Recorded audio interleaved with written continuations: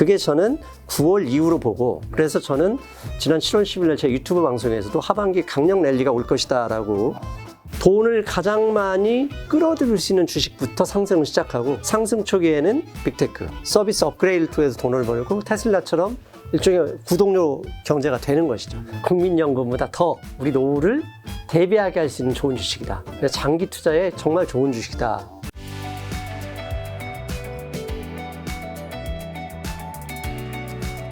오늘 책은 투자의 감각편입니다. 자, 이번에 이제 출간하신 투자의 감각, 요 책에 네. 우리가 이제 잘 아는 박세익 대표님께서 네. 이 책을 제대로 습득한다면 고환율, 고물가, 고금리 시대에도 결코 투자가 위태롭지 않을 것이다라는 추천사를 써주셨는데, 그게 이제 거시경제 흐름을 통해 이제 네. 투자 시그널을 읽어낼 수 있다는 것이라면, 네. 지금 투자자들이 가장 주목해야 할 거시경제 지표는 뭐가 있다고 보시나요? 일단 박세익 대표님이 저를 좀 더 좋게 네네. 봐주시고 또 네. 표현해 주시는 거라고 일단 생각을 하고요. 네.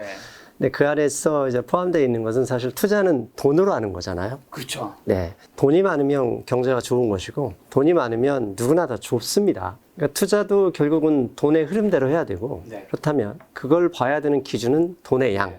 돈이 많이 늘어났느냐, 아니면 늘어나는 속도가 줄고 있느냐, 네. 아예 돈이 사라지고 있느냐.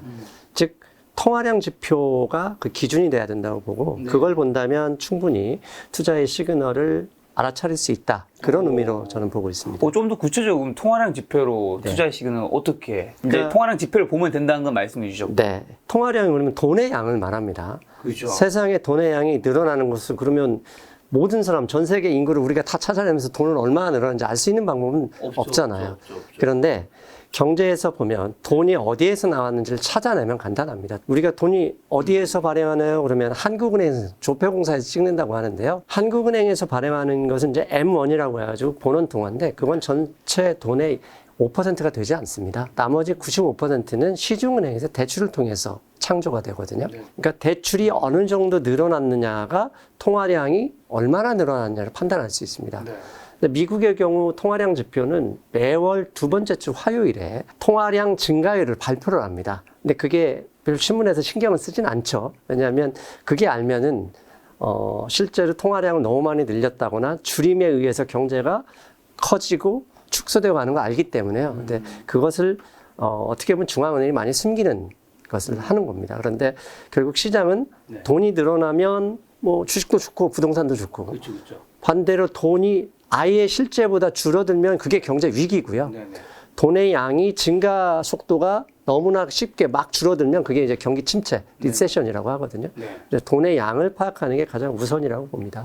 돈의 양에서 거기서 또 봐야 될 게 하나가 이제 대출이라고 하셨는데, 그러면 지금은 어떻게 투자하기 좋은 환경으로 가고 있는 건가요? 안 좋은 환경으로 가고 있는 건가요? 이제 먼저 그 우리 김 작가님 말씀 중에 대출이 포함되는 게 아니라 대출이 곧 돈입니다. 네. 대출을 갚으면 돈이 사라지는 겁니다. 그렇죠. 우리가 대출을 갚으면 은행이 그 돈을 가지고 있다고 생각하는데요. 그러진 않고요. 은행의 대출은 코드로 올라가기 때문에 코드가 사라지면서 돈이 사라지는 겁니다. 그래서 돈의 양이 생각보다 줄고 있다. 이 얘기. 돈의 양 증가율이 떨어지고 있다는 것은 대출이 줄고 있다는 얘기고, 반대로 해석하면 갚는 사람이 많아졌다는 얘기입니다. 사람들이 좀 뭔가 위험하다 생각하니까 갚는 거겠죠? 그렇죠. 부담되고. 은행에서도 갚아라 이렇게 요구를 하겠죠. 그러면 돈을 언제 갚습니까? 금리를 낮출 때 갚습니까? 아니면 금리를 올릴 때 갚습니까? 올릴 때 갚겠죠. 그렇죠. 금리를 올릴 때 통화량 증가율은 감소를 하고요. 중앙은행이 원하는 게 그런 겁니다. 통화용 증가율이 너무 확대되니까 자산의 버블이 생길 것 같다. 그럴 때는 돈의 양을 줄여. 어떻게? 금리를 인상시키는 거죠. 근데 지금 현재 금리를 인상하는 시기이기 때문에 사실 투자하기는 만만치 않은 시기죠. 어려운 시기죠. 왜냐하면 돈이 줄고 있기 때문에. 그렇죠. 네. 지금 현재는 어쨌든 투자하기에는 적합하지는 않은 시기일 수 있다. 네, 맞습니다. 자, 지금 금리 얘기해 주셔서 그러면 네. 미 연준의 7월 FOMC에서도 이제 자이언트 스텝 밟았잖아요. 파월 의장의 금리 인상 속도 조절에 관한 발언이 주식시장에 또 일말의 좀 희망을 봐서 네, 좀 맞습니다. 증시가 좀 반등한 부분도 있을 텐데, 그럼 향후 금리 향방과 주식시장의 움직임, 이게 지금 굉장히 중요할 것 같은데 예. 어떻게 보세요? 파월 의장이 기자회견에서 네. 분명히 밝혔죠. 그 문장이 슬로우 더 페이스 할 수 있다라고 했습니다. 그렇죠, 슬로우 더 페이스, 금리 인상 속도를 조절할 수 있다. 그러면 거기 앞에 조건이 있습니다. 인플레이션이 현저히 완화되는 조건이 보여져야 된다라는 조건이 걸었는데, 이 인플레이션을 우리가 얘기하면 소비자 물가지수 CPI를 인플레이션이라고 통상 얘기를 하는데 인플레이션이 정확한 뜻부터 좀 알아야 됩니다. 네. 인플레이션 우리가 방송에서 보면 인플레이션. 물가 상승? 예. 그럼 인플레이션 왜 생기는 걸까요? 전쟁에서 생기는 건가요? 돈이 너무 많이 풀려서 물가가 화폐 가치가 떨어져서. 그렇습니다. 네네. 인플레이션의 정확한 뜻은 통화량, 돈의 양이 많아져서 그 결과로 인해서 물가가 오르는 현상을 인플레이션이라고 사전으로 정의하고 있습니다. 그러면 인플레이션이 현저히 완화된다. 그 의미에는 통화량 감소치가 현저히 낮아질 때 그 시간차에 의해서 물가가 내려가겠죠. 그 안에 벌어지는 전쟁이나 뭐 홍수나 이런 것은 어디까지나 그냥 변명일 뿐이고요. 네네. 핵심은 통화량이 얼마나 줄어드냐 싸움인데 작년 11월에 미국에 어차피 전 세계 돈의 65%는 달러입니다. 65%? 예. 전 세계? 예, 전 세계 흘러다니는 돈, 내 돈에 있는 내 지갑에 있는 돈의 65%는 달러로 가져왔다 생각하시면 돼요. 달러가 그만큼. 기축통화란 말이 완전 와닿네. 예. 그러니까 결국 65%에 있는 돈이 1%만 줄어들어도 전 세계 어느 나라는 망할 수도 있는 거죠. 그렇죠. 예. 65%니까. 예. 이 돈이 작년 11월 기준으로 통화량 증가율이 약 24%를 찍었습니다. 근데 24%가 얼마나 큰 수치냐면 지난 40년간 미국의 통화량 평균 증가율은 장기 평균 증가율은 7%였습니다. 무려 3배 넘는 수준의 통화량 돈이 풀렸는데 그게 연준이 양적 완화를 했고 미국 경제가 그 재정 지출로 해서 미국 정부가 돈을 풀었던 거죠. 그걸로 인해서 돈이 증가했으니 전 세계 부동산 주식이 다 올랐고 아차 싶어서 그때부터 통화량 증가율을 낮추기 시작하죠. 어떻게? 금리를 올렸고 그 다음에 최근에는 양적 긴축이라고 하는 것을 하고 있죠. 그러다 보니까 지난 7월 마지막 주 화요일에 발표한 통화량 증가율을 보면 5.9%가 됐습니다. 그러면 21%에서 5.9%로 계속 하락했던 거죠, 증가율이. 그 기간 동안 주식시장은 계속 빠졌던 거고 부동산 가격도 이제 계속 힘들죠. 자, 그런 점에서 보면 장기 평균 통화량 증가율이 7%인데 그 밑으로 내려갔죠. 내려갔다는 얘기는 이미 물가가 충분히 낮아질 수 있는 가능성이 높아졌다는 것을 의미하고 근데 6월, 7월 두 번째 주는 7월 말에 0.75% 금리 인상 전입니다. 그러면 8월 마지막 주 화요일에 발표할 통화량 증가율은 아마 지금 5.9% 증가율이 아니라 4%로 내려올 수도 있는 문제거든요. 이제 그걸 감안해서 충분히 이제 그걸 어느 정도 예상하고 슬로우 더 페이스라는 발언을 한 것이 아닐까라고 추정을 합니다. 그럼 하반기에는 좀 어떻게 금리 인상할까요?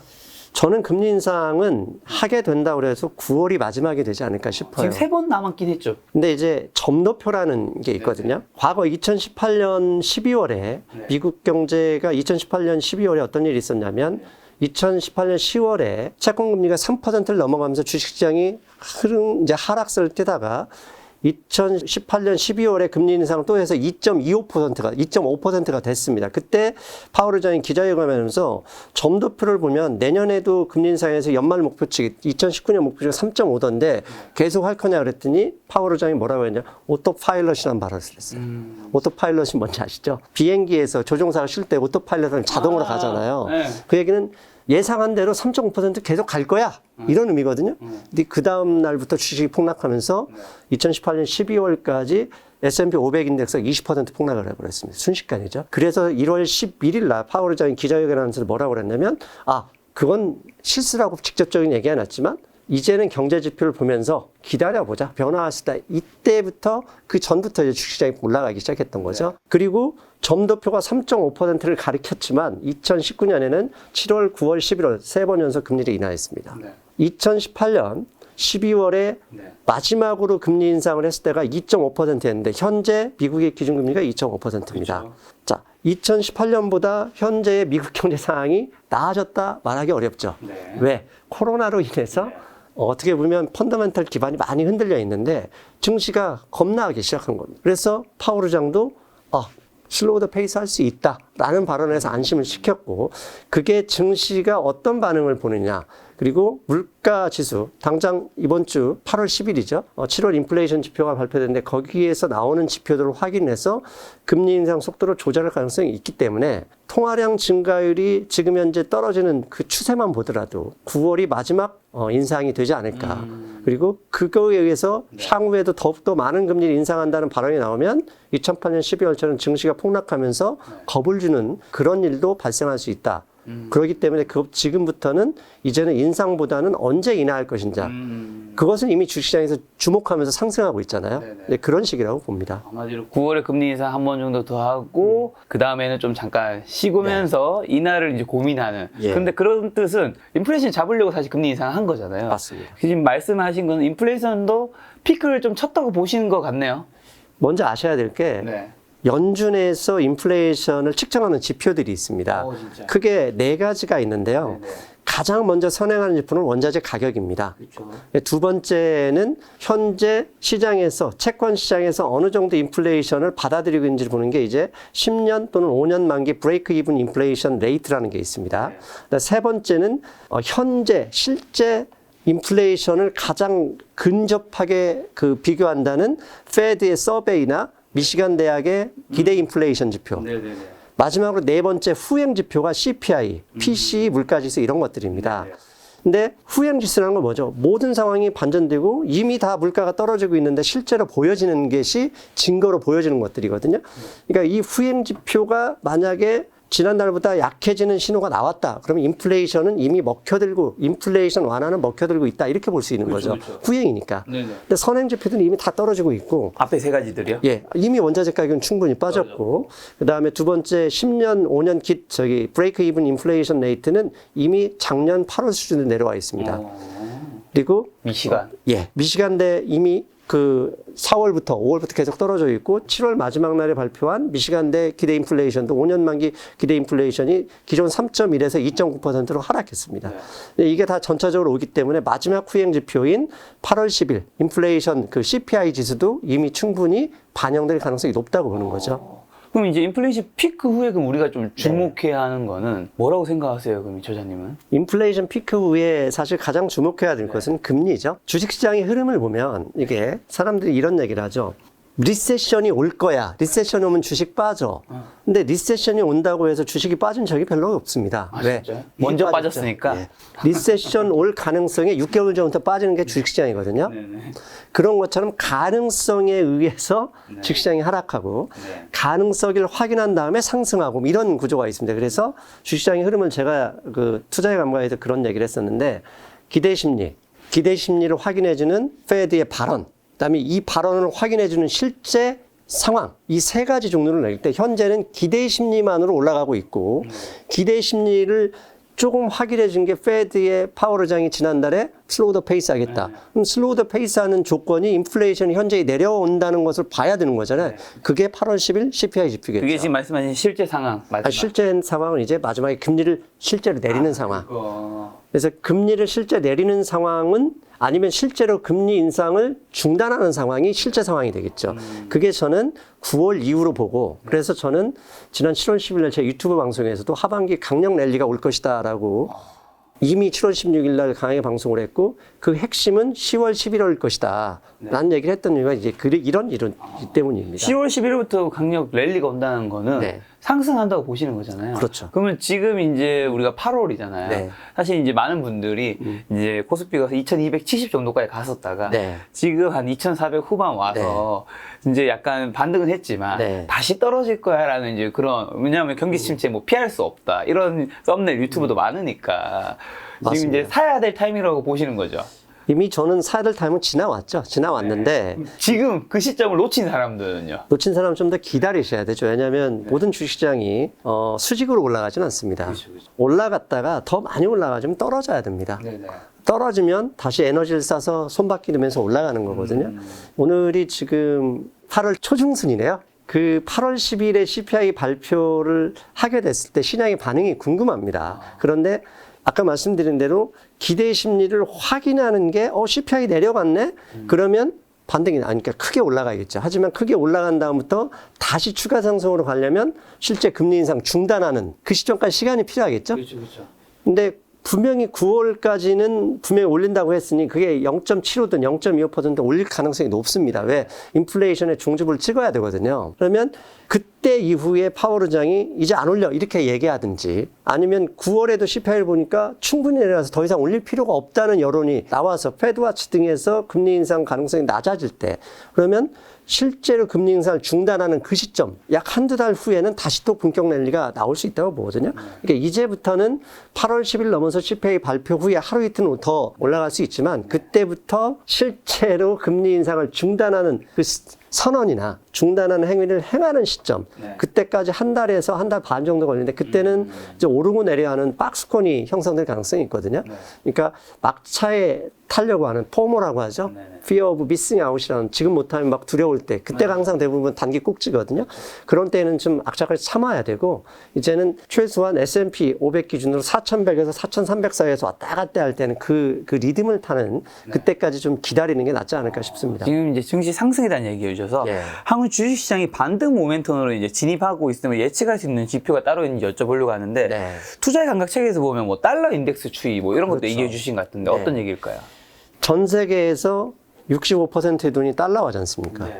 달러화가 갑자기 많이 필요하다. 누군가가 필요하다는 의미는 달러화로 빌린 돈을 갚는다는 의미죠. 달러화로 빌린 돈을 갚으면 돈이 줄어들게 됩니다. 갚으면 사라지는 거거든요. 갚으면 사라진다고 하셨으니까. 친구끼리 빌린 돈을 갚으면 그 돈은 내가 번 쓰지만 은행에 갚으면 그 돈은 사라지는 겁니다. 돈이 사라지는 방법은 딱 두 가지밖에 없어요. 하나는 은행에 돈을 갖거나 빌린 자가 파산하거나. 두 개밖에 없습니다. 근데 파산이 나오지 않기 때문에 사실 경제 위기라고 볼 수는 없고, 은행은 일단 갚으라고 하지만 나중에 좋아지면 다시 풀어내거든요. 이렇게 결국 달러 수요가 많다는 얘기는 갚는 수요가 많다는 얘기죠. 달러 수요가 많다는 얘기는 달러가 강세입니까? 약세입니까? 강세죠. 강세인가요? 달러를 기준으로 본대. 내가 달러로 빌린 데는 은행에서 자꾸 갚으라고 해. 그럼 내가 가지고 있는 물건을 팔아서 달러로 바꿔서 갚아야 되지 않습니까? 달러가 강세죠. 그래서 달러가, 제가 이제 이 책에도 인플레이션 피크고 뭐고 간에 달러 강세가 계속된다고 그러면 증시하락 좀 더 이어질 수 있다. 그런데 7월 10일 이후로 달러와 인덱스가 109, 약 110, 조금 0. 몇 프로 부족한 상태에서 지금도 하락하고 있거든요. 조금씩. 이게 하락했다는 얘기는 돈 빌려서 갚았던 수요가 어느 정도 마무리됐다는 얘기죠.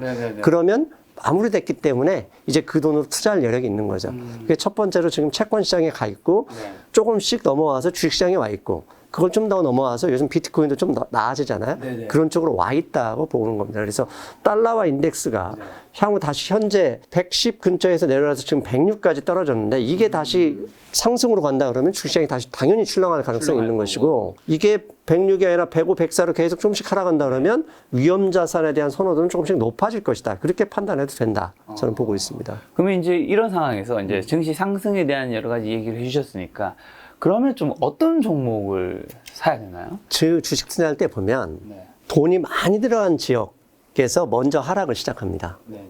그리고 돈이 가장 적게 들어가 있는 분야, 이쪽에서 돈이 빠지면 그 분야는 폭락을 하겠죠.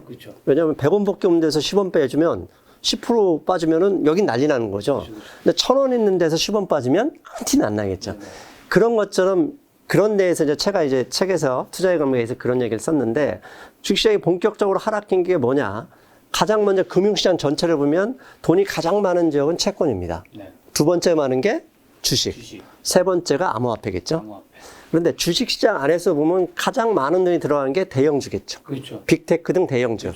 가장 적게 들어간 주식들은 저 스몰 캡들이죠. 그러면 증시가 하락, 올해 2020년 1월부터 본격적으로 하락했을 때 가장 먼저 하락을 주도했던 게 뭐냐? 페이스북, 지금 메타였죠.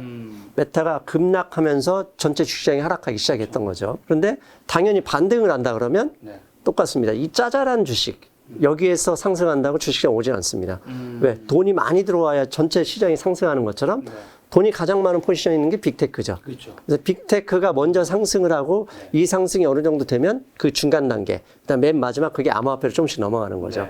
그래서 이렇게 상승 초기에는 다른 거 필요 없습니다. 빅테크, 그러니까 뭐 실제로 경기 침체가 올지 안 올지는 지나가야 아는 얘기잖아요. 지금 우리가 예측하는 데는 전혀 의미가 없는데, 경기 침체가 온다고 해도 매출 성장세나 이런 부분이 가장 타격을 받을 기업들은 빅테크잖아요. 빅테크가 그렇다면 반대로 경기가 좋아진다 그러면 또 가장 먼저 좋아지는 게 또 빅테크란 말이죠. 그러니까 이렇게 돈을 가장 많이 끌어들일 수 있는 주식부터 상승을 시작하고 그 다음 경기로 넘어갑니다. 그래서 상승 초기에는 빅테크, 상승 초기가 어느 정도 넘었다. S&P 500 인덱스 6월 고점이 4,200포인트인데 4,200포인트를 넘어가면 빅테크보다는 이제 개별 종목, 중소형 종목이 더 반등이 시작되겠죠. 근데 중소형 종목은 주식수가 적잖아요. 그러니까 작은 돈이 들어가도 반등폭 더 큽니다. 그렇죠. 근데 반대로 떨어질 때는 더 많이 빠지죠. 그러니까 올라갈 때는 이제 어떻게 보면 레버리지라는 용어를 하는데 레버리지가 크기 때문에 전고점을 넘어설 때는 이제 중소형 종목 위주로 가고 전고점을 넘어서기 전에는 빅테크 위주가 나을 것이다. 이겁니다. 지금 빅테크 위주에서 결국 이거는 지금 미국 기준 얘기해 주신 건데 근데 또 빅테크에 대해서 사실은 2020년, 뭐 2021년까지 굉장한 장밋빛 전망과 버블들이 좀 있었고 지금 2022년에는 그런 것들이 좀 걷어내진 부분이 있으면서 그 전과는 똑같은 시선으로 안 보는 부분도 좀 있는 것 같거든요. 어떻게 보세요? 사실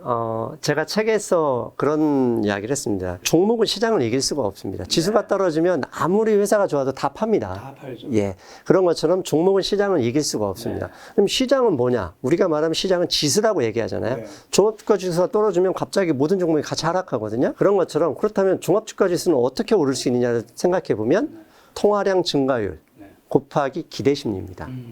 돈이 많이 늘어나면 여기도 돈 저기도 돈 그러면 그 돈이 주식을 하겠죠. 근데 주식이 올라가는데 그럼 기대 심리는 어떤 때 올라가냐? 돈이 많이 늘어날 때죠. 그렇죠.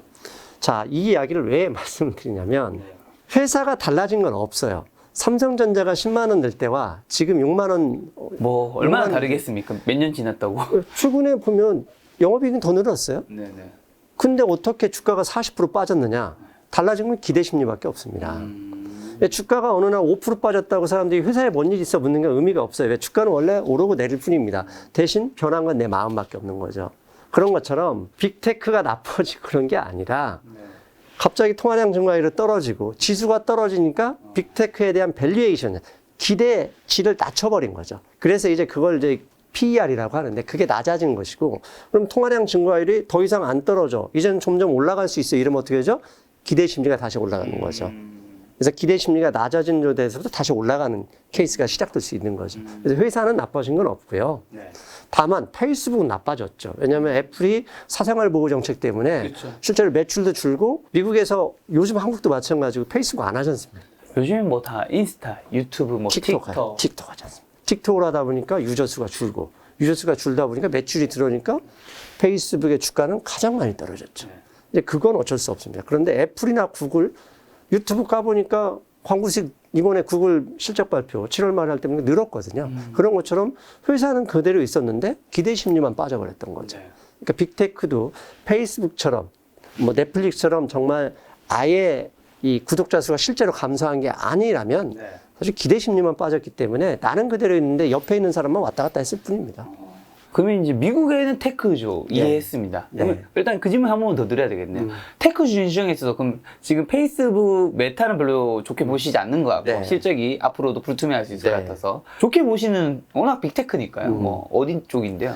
저는 사실 아마존과 구글을 좋게 봅니다. 네네. 왜냐하면 애플은 사실 애플도 좋게 볼 수밖에 없죠. 왜냐하면 워낙 수익성이 좋고 강력한 우리 김 작가 TV처럼 강력한 플랫폼을 갖고 있지 않습니까? 비교할 수 없는 엄청난. 근데 그 안에서 애플은 지금 과거에는 아이폰 판매가 주였다면 지금은 아이폰을 매개로 한 서비스 소프트웨어 생태계죠. 이걸 넓혀가고 있지 않습니까? 그리고 이걸 더 넓혀가기 위해서 자율주행 차량까지 가고 싶어 하는 그 욕심이 있지 않습니까? 근데 이건 시간이 분명히 걸릴 것이고. 근데 구글이나 아마존 같은 경우는 사실 이게 줄어들 수 있는 구조가 아니지 않습니까? 검색은 계속 해야 되고, 그 다음에 전자생활에는 계속 되거든요. 그러니까 이러기 때문에 과도하게 그 주가 하락이 좀 과도한 측면이 있지 않았느냐. 이 과도한 측면이 있었다는 게 통화량 증가를 해보게 된다면 다시 밸류에이션 업사이드 더 강하게 나올 것이다. 이렇게 보고 있는 거죠. 자, 그러면 미국에 빅테크가 있다면 사실 한국에는 이 빅테크라고 할 만한 게 네이버, 카카오 말고는 딱히 큰 건 없잖아요. 그럼 한국에서는 뭘 사야 되나요, 지금? 자, 이제 네이버, 카카오 먼저 얘기를 하면 카카오가 작년에 자회사들이 일제히 상장하면서 상당히 큰 덕을 봤는데 자회사 성장하다 보니까 카카오 기존 주주들한테는 이익된 게 아무것도 없었어요. 없죠. 대주주만 평가액을 잔뜩 얻어서 돈을 벌었지만 기존의 카카오 주주들의 입장에서 보면 전부 다 대주주 이익 실현 시 이 회사의 가치는 계속 줄어들었단 말이에요. 그게 LG화학과 LG에너지솔루션에도 그런 일이 똑같이 반복이 됐죠. 그러다 보니까 작년 LG에너지솔루션에 LG화학에서 분리되면서 일종의 물적 분할하면서 상장한 이후에 자회사들 상장으로 인해서 가치가 평가됐던 것들이 일제히 가치를 하락 평가를 받게 됐던 거죠. 그러다 보니까 이 주식들이 올라가기 어렵습니다. 그래서 최근 SK 같은 일부 주식은 다 도리어 합병하는 일도 발생이 되고요. 왜? 이제 지금까지 자회사 상장하는 게 이 회사를 좋아주는 줄 알았더만 외국인 주주의 입장에서 보면, 개인 주주의 입장에서 보면 대주주를 빼고는 좋을 게 없었다. 그래서 자회사 상장 기대감이 오히려 마이너스가 되는 시대였고, 이제는 자회사를 합병하는 시그널이 나와야 카카오나 네이버가 올라갈 수 있는 모멘텀이 발생할 수 있다고 생각을 해요. 그래서 네이버의 같은 경우도 자회사들이 많지 않습니까? 아직 비상장을. 이 부분들에서 아예 상장 안 하겠다는 얘기하면 지금보다 더 크게 올라갈 수 있고, 카카오는 이미 카카오 엔터나 등등들 상장 계획을 철회하거나 요새 조용하고 있지 않습니까? 그런 시장이 보는 눈이 달라졌기 때문입니다. 그래서 이 네이버나 카카오가 완전한 플랫폼, 수익성, 이걸 갖추고 있는 회사지만 증시에 다시 한번 주목을 받기 위해서는 나 상장 안 할래. 자회사 상장 안 할래. 이런 시그널이나 선언이 있어야 될 거라고 보고요. 만약에 그런 이야기가 나온다? 사야죠. 충분히 하락했다고 보니까. 이제 이걸 빼고는 한국에서는 그러면 빅테크가 있느냐? 있죠. 삼성전자, 하이닉스도 분명히 빅테크죠. 현대차도 마찬가지고. 그런데 삼성전자, 하이닉스의 같은 경우는 하이닉스는 온리 이제 D램과 결국 메모리 반도체. 삼성전자도 메모리 반도체에서 자유로울 수가 없어요. 근데 지금 미국이 치포 동맹을 얘기하고 있는데, 그러니까요. 삼성이나 하이닉스는 반드시 중국에 공장이 있습니다. 네. 부담스럽죠. 그렇죠. 그리고 삼성이나 하이닉스의 이 D램, 메모리 반도체의 약 40%를 중국 기업이 수입하고 있거든요. 이 얘기는 치포를 하자 그러면 중국 고객 40%를 포기하라는 얘기인데, 치포를 안 할 수도 없고. 안 할 수도 없고. 그러니까 결국 이제 이건 정치적으로 얘기하면 여기적 능력이 필요한 건데, 여기적 능력은 차치하고라도 이런 압력이 나오면서 삼성전자, 하이닉스가 상승 기조에서 꺾이면서 지금 연이틀 하락하고 있는 상황이거든요. 이런 부분이 미국에서 기존의 중국과의 거래처를 어느 정도 용인할 수 있는지, 아니면 중국 시장을 제외하고 그 수요를 대체할 수 있는 데가 없지 않습니까? 없죠. 중국이 그만큼 사라졌다고 인도가 그만큼 늘릴 수 있는 것도 아니고, 인구가 많은 파키스탄이나 방글라데시에서 그걸 가져갈 수 있는 건 아니거든요. 그런 부분에 대한 대안, 어렵죠. 대안은 나는 없다고 봅니다. 근데 그 부분은 어떻게 부드럽게 외교적으로 해결하느냐. 그다음에 이게 강제로 중국하고 미국하고 이 텐션이라고 하죠. 이 긴장이 어느 정도 완화될 수 있느냐. 이게 보여줘야 좀 올라갈 수 있다고 보고요. 그런 면에서 보면 빅테크에서 그나마 좀 유리한 게 저는 현대차 정도로 보고 있습니다. 예. 이미 현대차는 중국 시장에서 판매량이 상당히 감소했기 때문에 중국 시장에 대한 영향력은 적다고 보고요.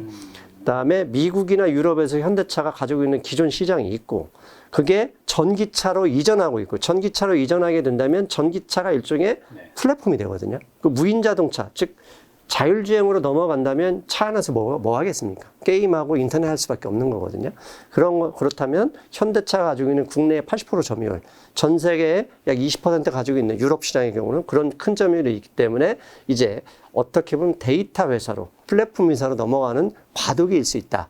이 과정이 오히려 현대차가 장기 투자로 유리할 수도 있다고 보고 있습니다. 그러면 이제 삼성전자는 치포 이런 것 때문에 여러 가지 좀 고민이 많이 있다라는 건데, 지금 가지신 분들은 좀 어떻게 해야 될까요? 가지신 분들은 버텨야죠. 왜냐하면 사실 미국이나 중국이나 지금 정치적으로 서로가 갈등이 필요한 시기입니다.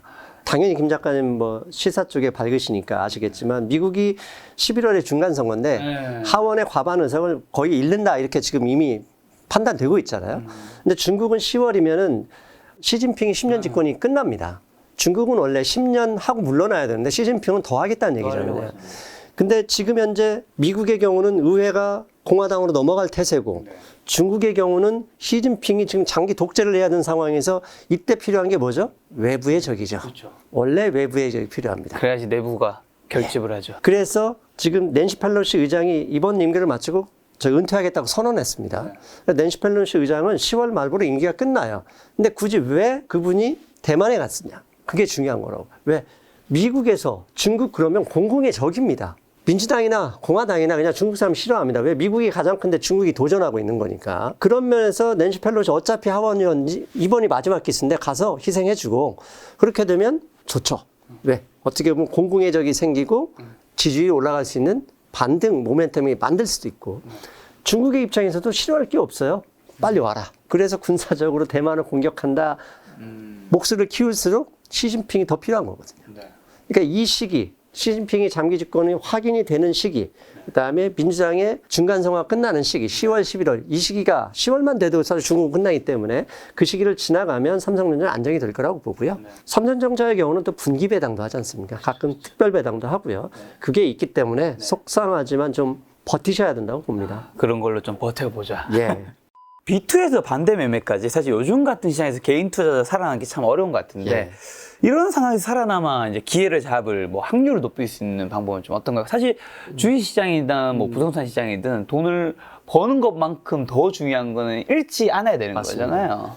실력 있는 분들, 정말 주식 투자 잘하는 선배님들 네. 만나보면 동일한 얘기를 합니다. 따는 게 실력일 것 같지? 아니야. 잃지 않는 게 실력이야. 이렇게 얘기를 합니다. 네. 그래서 우리가 주식시장에서 따는 시기는 대대상승 시기죠. 근데 그때는 실력이 아니라 그냥 가지고 있으면 다 버티기만 하면 올랐던 시기고 요즘 같은 하락 시기에는 과감하게 손절매도 칠 수 있어야 되고 사고 싶지만 참아낼 수 있어야 됩니다. 그게 진짜 실력이죠. 근데 이렇게 하락장에서 살아남는 방법은 첫 번째 안 봐야 됩니다. 그러니까 빚을 내신 분이 아니라면 내가 여윳돈으로 투자하신 분이라면 그냥 월급날마다 난 조금씩 더 살래. 그런 생각을 하시고 또 지금 하고 있는 일에 충실할 수 있어야 됩니다. 자꾸 보니까 왜 자꾸 보냐. 내가 산 종목은 보진 않죠. 관심 종목이라 해서 내가 사지도 않은 종목을 잔뜩 올려놨는데 문제는 꼭 그 중에 하나 올라요. 근데 문제는 그 하루 올랐는데 날마다 오른 것처럼 보이거든요. 떨어질 땐 보이지도 않고 오른 날만 보이기 때문에 내 거는 떨어졌는데 얘만 올라간 것처럼 보이는 거죠. 사고 싶죠. 예. 인간이 사실 내가 힘든 게 중요한 게 아니라 남이 나보다 잘 나갈 때 더 힘들잖아요. 아, 더 힘들죠. 상대적 빈곤 같은 거죠. 그런 것처럼 주식시장에서 현재 같은 시기에 살아남는 방법은 안 봐야 됩니다. 내가 산 회사가 이상한, 죄송합니다. 방송 용어는 잡지 않았는데 계잡주가 아니라면 그다음에 내가 신용을 썼거나 빌린 돈이 아니라면 괜찮은 주식을 샀다 생각을 하신다면 그냥 일 열심히 하시고 그다음에 월급날마다 조금씩 그 주식을 사다 보면 결국 올라가 있습니다. 왜? 경제는 좋아졌다 안 좋았다 하지만 지난 200년, 300년 주식시장 보면 계속 우회상하면서 올랐거든요. 문제는 자꾸 볼 때, 보면서 잔고를 확인할 때 그게 힘든 거죠. 자꾸 매매를 해버리니까. 왜? 뇌는 계속 나를 유혹합니다. 야, 끝내. 야, 끝내. 이렇게 힘들고 끝내서 다시는 하지 마. 이러면서 주식 파는 사람이 뭐라고 그러지? 나 주식은 안 해. 다시는 안 해. 이러면서 하죠. 손절 담고. 그분이 언제 오시는지 알잖아요. 증시가 올랐을 때. 그렇죠. 고점에 옵니다. 꼭 고점에. 그리고 다시 또 떨어질 때 그렇죠. 떠나시죠. 네. 그러니까 버티셔야 됩니다. 일 하시면서 진짜 그 돈으로 내가 빌린 돈 내일까지 이런 게 아니라면 그냥 일 열심히 하시고 하고 있는 일 주변 관계 정리하시고 열심히 하시면 됩니다. 자, 책에 보면 또 과도하게 대출을 일으켜서 부동산에 투자한 영끌족들의 신용 위험이 높아질 가능성이 대두되고 있다. 네. 이러한 상황이 실제 벌어진다면 부실채권 출시 문제가 경제 정면에 등장할 수 있는데 이럴 때 주목해야 하는 기업도 있다면서요. 영끌이 왜 돈을 갑자기 빌리게 됐느냐를 생각해야 되는데요.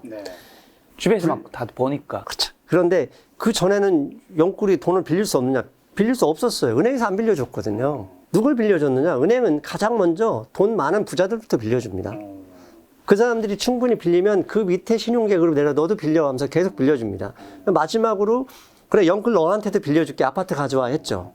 그러면 간단합니다. 영끌은 이 아파트를 사서 곰국을 끓이려고 산 건 아닙니다. 그렇죠. 누군가한테 팔아 넘기려고 그렇죠. 샀죠? 네. 자, 팔아 넘기려면 영끌 다음에 낮은 신용도가 있는 사람들한테 팔아 넘겨야 돼요. 그렇죠. 그 다음 타자. 폭탄 논리 같은 거죠. 그렇죠. 부자들은 이미 다 팔고 빠져 있단 말이죠. 그런데 영끌이 보니까 자기보다 밑에 계급은 10대밖에 없어요. 못 돌리는데, 근데. 그렇죠. 10대가 한 10년 정도는 돼야 영끌이 되죠. 네네. 그때까지 버텨낼 수 있느냐 싸움하게 되어 있습니다. 근데 대부분은 부자들이 영끌 주택을 사내 안 사줍니다. 죄송하지만 부자들은 알고 배째 다 손댔을 때 그때 사러 들어옵니다. 자, 이렇게 되면 은행들이 말씀하신 채권 추심을 하게 되겠죠. 채권 추심을 하면 신용정보, 채권 추심을 대행하는 회사들, 뭐 가령 코스닥에는 고려신용정보는 이런 회사들이 있죠. 이런 회사들이 주목을 받게 되겠죠. 일거리가 늘어나니까. 다만 지난달에 이제 논란이 됐던 게 있었죠. 금융위원장이 나서서 뭐 100조 원을 넘는 돈을 탕감해주겠다. 그렇죠. 사람들 댓글은 왜 우리가 그걸 갚자, 세금을 왜 그런 데 쓰냐. 그런데 이제 그 안에 제가 방송을 할까 하다가 굳이 안 했는데 그 안에 그 금융위원장이 말씀을 찾아보면 원금 탕감은 없다고 했어요. 그러니까 원금 탕감이 없으니까 결국 신문에서 얘기한 것처럼 빚을 탕감하는 건 아닙니다. 이자를 위회시켜주고 이자를 낮춰주자. 왜? 작가님께 아까 말씀드린 돈이 사라지는 방법은 두 가지잖아요. 은행에 대출을 갚거나 파산하거나. 파산하면 돈이 사라지고 그러면 우리의 일자리도 날아갑니다. 그러니까 이 친구들이 파산하게 되면 돈이 사라지고 경제 위기가 되니 그걸 막겠다. 그렇죠. 대신 이자율만 낮춰주고 갚는 걸 유예시켜주자. 원금은 탕감 안 해. 이렇게 나왔어요. 자, 은행에서 부실채권으로 넘어가는 과정을 보면 은행은 3개월 정도의 이자를 못 갚는다 그러면 기일경과 어음이라고 분류를 합니다. 그러니까 부실채권으로 분류하고요. 그걸 은행의 소속의 채권 추심 담당 업무를 하는 사람들이 채권을 가지고 담보를 상환시키거나 합니다. 그래서 다 하다가 더 이상 안 될 것 같다 그러면 1년 정도의 상각이라고 하죠. 가령 대손상각을 한다고 하죠. 대손상각을 해서 이 자산 대차적표에 사라지게 됩니다. 손실을 감수하는 거죠. 그것들을 이제 난 퍼포먼스 돈이라죠. NPL이라고 해서 그 시장으로 넘어옵니다. 그걸 대부분 고려한 신용정보나 대부업체들이 받아서 그 중에서 또 갚을 사람은 갚고 대출을 대저트를 해주면서 살려내고 또 다시 계속 판매하는 과정이 일어나거든요. 근데 문제는 정부에서 원금은 갚지 않아도 돼. 하지만 이자율은 낮춰주고 파산은 막아줄게 해버리니까 어떻게 되겠죠? 고려 신용정보 이 친구들 일거리가 줄어들게 되죠. 안 좋겠네요. 네.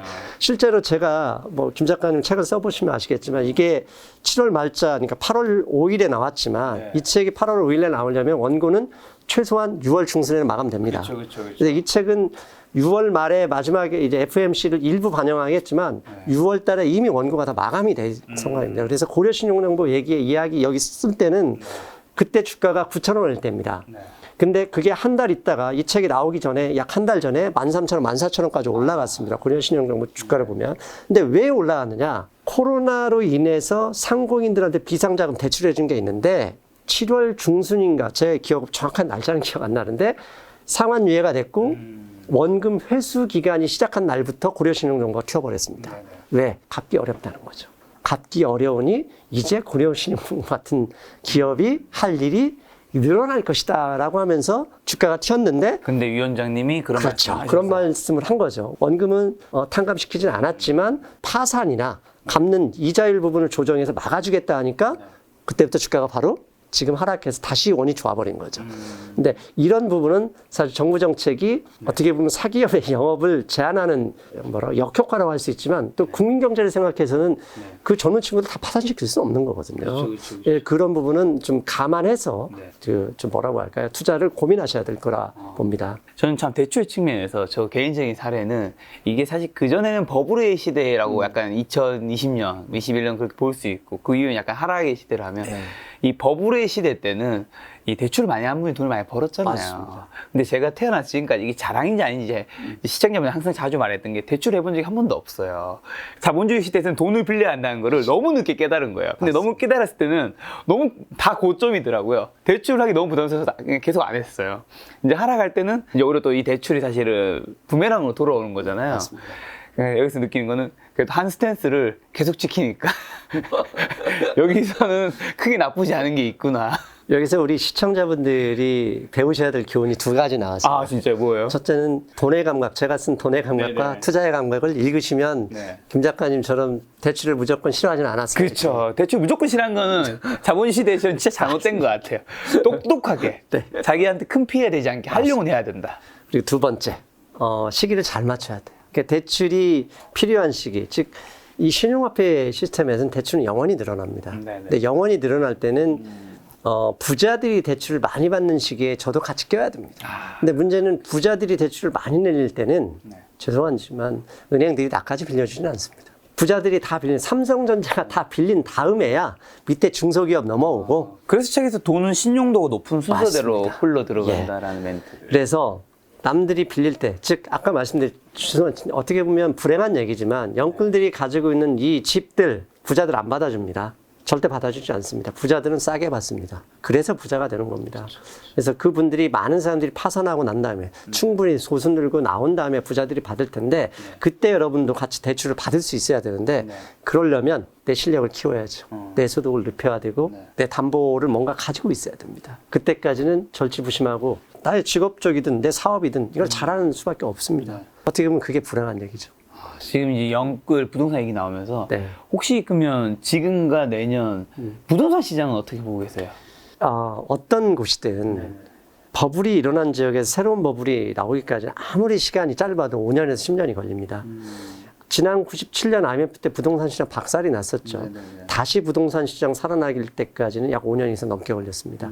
그때 김대중 대통령이 나와서 분양권 전매 이런 거 나와가지고 개인들한테 그 당시 97년 제가 종금사에 있을 때인데 종금사에 있던 제가 1,000만 원 빌리기도 어려웠습니다. 근데 지금 웬만한 직장인들 1,000만 원 쉽지 않습니까? 그만큼 어려웠던 시기에 갑자기 2000년 김대중 대통령이 경제를 살리기 위해서 대출안들을 풀어주고 개인들한테 대출 늘리면서 버블을 만들었던 시기거든요. 그러면 이렇게 경제, 이 신용화폐 시스템에서 경제가 위기다 그러면 통화량 증가율이 낮아진 거고 경제가 좋아진다 그러면 누군가 돈을 많이 빌려서 통화량 증가율이 늘어난 겁니다. 그렇다면 지금 현재 통화량 증가율이 낮아지고 있어요. 미국부터 낮으니까 한국에서 돈 빼다 갚아야 되거든요. 미국 애들이. 그러면 그 공백을 누군가 대신 대출을 받아줘야 될 텐데 부자들은 아니 나 망하는 거 보고 있을래 기다릴 것이고 영끌이 더 받으려고 그랬더니 니네 못 갚잖아 해서 안 빌려줘요. 어쩔 수 없습니다. 죄송한 얘기지만 영끌이 어느 정도 영끌을 해서 대출이 어느 정도 갚거나 집을 팔아서 어느 정도 충분히 하락한 시기에 다시 올라갈 수밖에 없습니다. 그 시기에는 곧바로 튀지 못합니다. 충분히 시간이 필요하고 그런 시그널을 보여줄 수 있는 게 이제 저는 원달러 환율이라고 봅니다. 원달러 환율이 지금 1,300원 근처에서 내려오질 못하고 있지 않습니까? 이 근처에서 내려와서 1,100원으로 다시 간다 그러면 부동산이 다시 살아날 수 있습니다. 왜? 외국 애들이 돌아와서 사는 거거든요. 원달러 환율이 내려간다 그러면 원화 가치가 올라간다는 얘기고 달러를 가져와서 원화를 바꾸는 사람이 많다는 얘기입니다. 그러면 대출하는 사람이 적다 그래도 달러를 가져와서 원화를 바꾸면 대출한 효과하고 똑같죠. 통화량이 늘어나는 거죠. 반대로 달러 원 환율이 올라왔어요. 1,300원이라는 얘기는 1,100원일 때보다 1,300원 올랐잖아요. 이 공간만큼 원화를 달러로 바꿔서 나갔다는 의미죠. 그러면 그만큼 한국의 돈이 줄어들었죠. 줄어들었으니까 당연히 부동산 떨어지는 거고 주가도 마음대로 못 오르는 거죠. 그래서 주식시장이든 부동산이든 다시 간다 이러려면 1,300원에 있는 환율이 1,200원, 1,100원으로 내려와 줘야 돼요. 이 얘기는 내가 안 빌려도 외국인들이 돈 싸들고 와서 한국에서 원화로 바꿔서 투자한다는 의미거든요. 그런 부분이 좀 따라줘야지 상승이 올 수 있다. 예. 자, 책에 보면 슈퍼개미 분들도 사실 대부분 투자 흑역사 갖고 계시잖아요.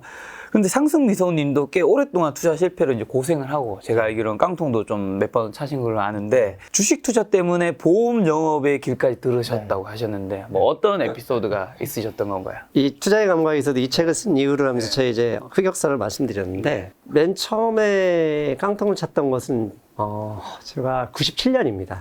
제가 96년 2월에 대학을 졸업했고 그때 이제 중금사로 취업을 해서 중금사이기 때문에 금융정보가 좀 더 많죠. 그 당시에는 지금처럼 인터넷 시대가 아니었기 때문에 결국 금융권에서 가장 많은 정보가 돌았죠. 중금사에 뭐 매매팀도 주식 매매팀도 있고 하니까 정보를 얻어서 매매를 했는데 좀 벌었어요.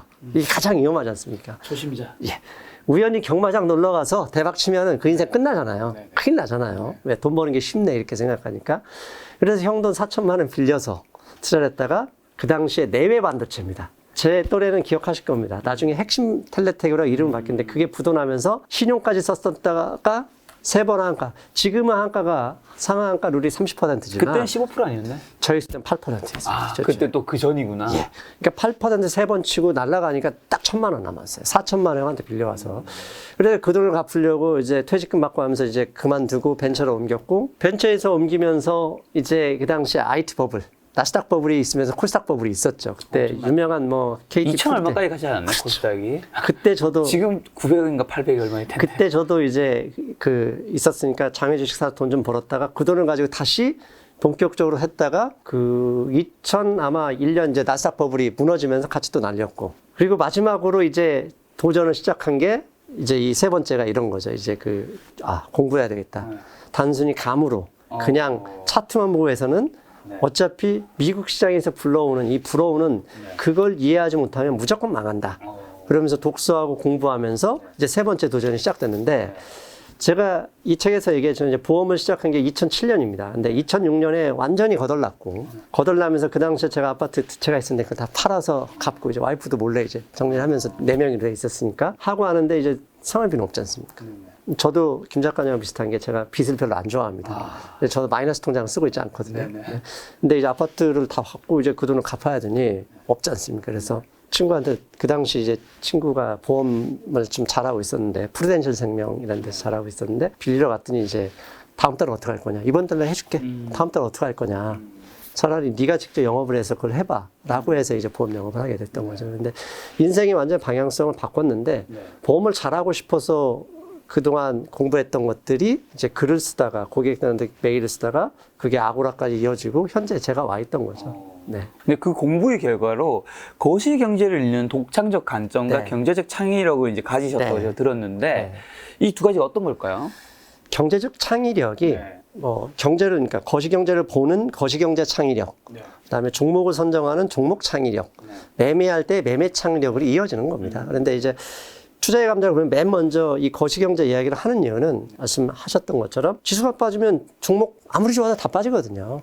그러니까 지수가 빠지는 것은 결국 미국의 통화량 증가율이 좌우하더라. 미국의 통화량 증가율이 빠지기 시작하면서 주식이 바로 빠지는 건 아니거든요. 통화량 증가율이 충분히 빠지면서 여러 가지 거시경제 환율, 채권, 최근 나오는 장단기 금리 이게 다 벌어지는 현상들이거든요.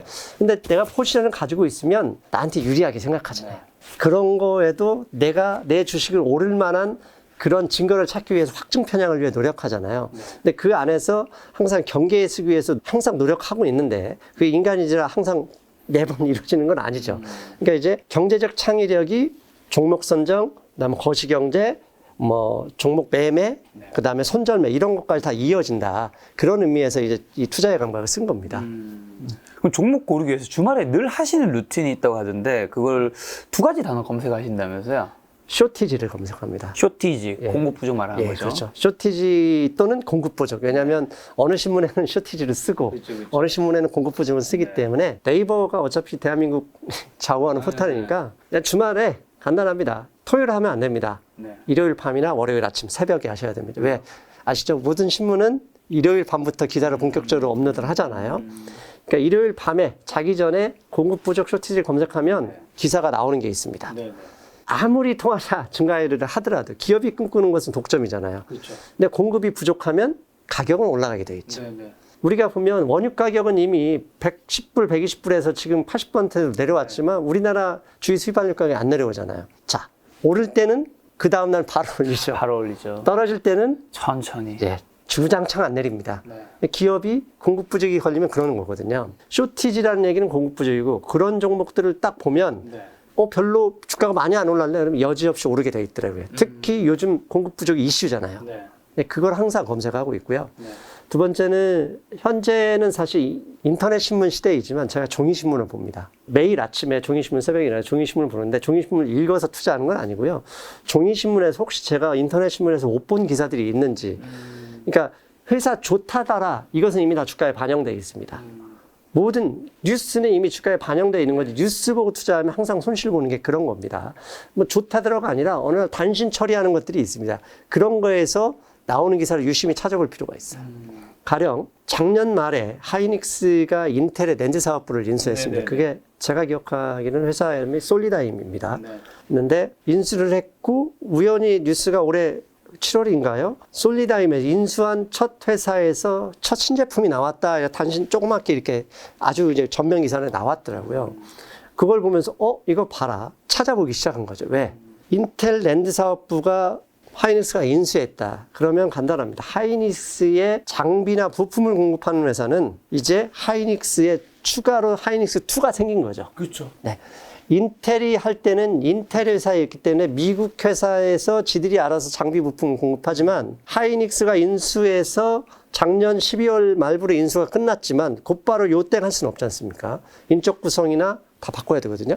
그럼 그 기간에 1년이나 최소한 몇 개월 걸리지 않습니까? 걸리는 기간에서 새로운 제품이 나왔다 그러면 순식간에 이 부품 입배할 수 없어요. 시제품을 넣고 벤치마킹이 돌아갑니다. 네. 그렇다면 시제품이 나왔다는 얘기는 분명히 한국산 부품, 한국산 장비도 들어갔을 가능성이 높다라고 생각을 하기 시작한 거죠.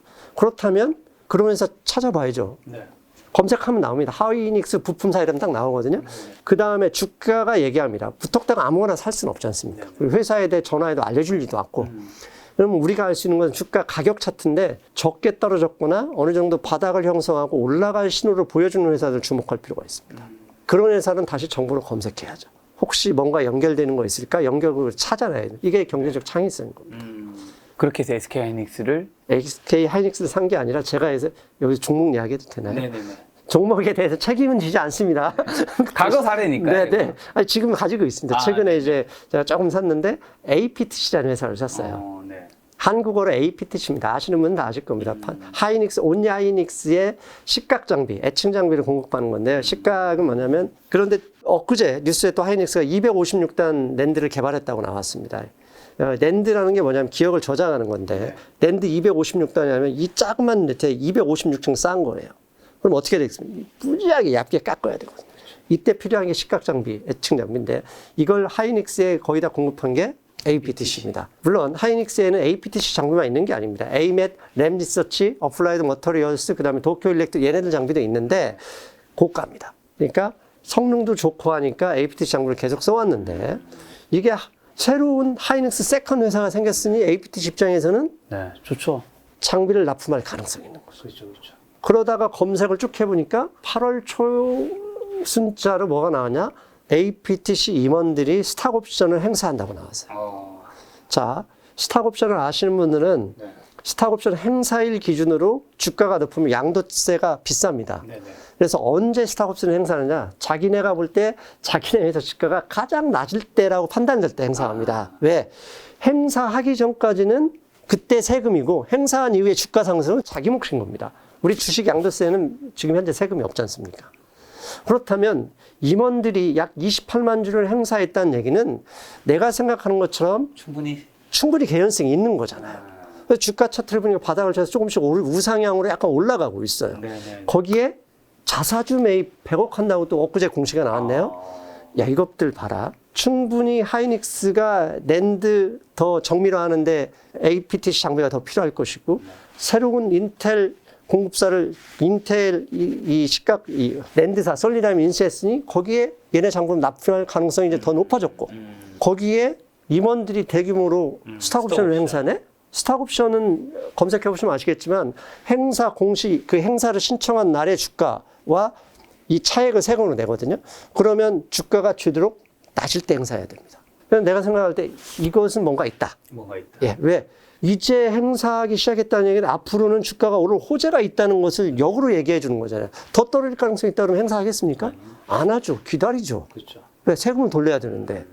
그래서 이게 어떻게 보면 뉴스에 이런 얘기 아무도 뉴스에서 안 했지만 제가 뉴스에 이 점들을 모아서 선으로 이어버린 창의성을 발휘하고 있는 과정인 거죠. 그런 여러 가지 팩트들을 기반으로 이제 투자 아이디어를 찾으시는.